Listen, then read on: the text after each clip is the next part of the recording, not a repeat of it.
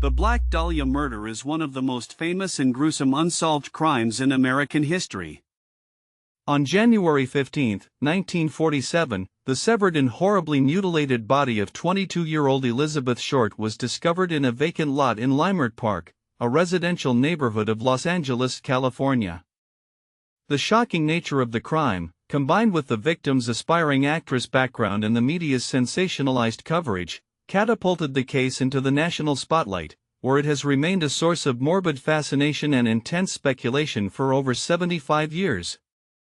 Elizabeth Short, posthumously dubbed the Black Dahlia by the press, was a beautiful young woman who, like many others of her generation, had moved to Los Angeles with dreams of finding fame and fortune in Hollywood. Her life, however, was tragically cut short, and her brutalized body became the center of a massive police investigation. The corpse had been completely severed at the waist, entirely drained of blood, and the corners of her mouth had been slashed ear to ear, creating a macabre, clown-like smile known as a Glasgow smile. The meticulous nature of the mutilation suggested that the killer possessed significant surgical or medical knowledge. The discovery of the body set off a media frenzy, with reporters from the Los Angeles Examiner and the Los Angeles Herald-Express aggressively covering the case, often sensationalizing the details and portraying Short as a sexually adventurous woman who had courted danger. The relentless press coverage, while helping to keep the case in the public eye, also severely hampered the police investigation.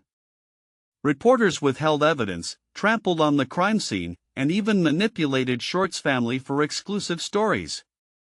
The media's role in the Black Dahlia case remains a cautionary tale about the destructive power of sensational journalism.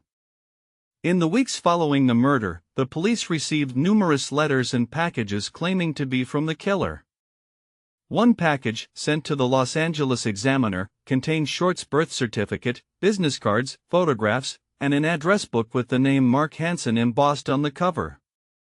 The sender had cleaned the items with gasoline to remove fingerprints, demonstrating a chilling level of calculation and forensic awareness. The correspondence, much like the letters sent by Jack the Ripper and the Zodiac Killer, served to taunt the authorities and keep the public captivated by the unfolding mystery. Despite the massive scale of the investigation, which involved interviewing thousands of people and following up on countless leads, the police were unable to identify the killer. The case was plagued by a staggering number of false confessions, with over 60 men and women eventually claiming responsibility for the murder. The immense publicity surrounding the case attracted individuals seeking attention or struggling with mental illness, forcing the police to waste valuable time and resources investigating bogus claims. The sheer volume of false leads further complicated an already incredibly difficult and bizarre investigation. Over the years, numerous suspects have been proposed by police, journalists, and amateur sleuths. Among the most prominent suspects was Dr. George Hodel, a brilliant but deeply flawed physician with a history of sexual deviance and a fascination with surrealist art. His son, Steve Hodel, a former Los Angeles Police Department homicide detective, has spent decades investigating his father's potential involvement, pointing to circumstantial evidence, including the surgical precision of the mutilation and Hodel's proximity to the victim. However, despite the compelling arguments, the evidence against Hodel remains circumstantial and has never been definitively proven in a court of law. Other suspects have included Mark Hansen, a wealthy nightclub owner who had briefly allowed Short to stay at his home, and Leslie Dillon, a former mortician's assistant who possessed the anatomical knowledge necessary to perform the hemicorporectomy on Short's body.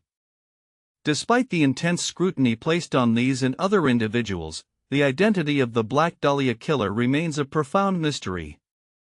The lack of physical evidence linking a specific suspect to the crime scene, coupled with the passage of time and the deaths of all involved, makes it increasingly unlikely that the case will ever be officially closed. The enduring fascination with the Black Dahlia murder speaks to the powerful combination of Hollywood glamour and horrific violence.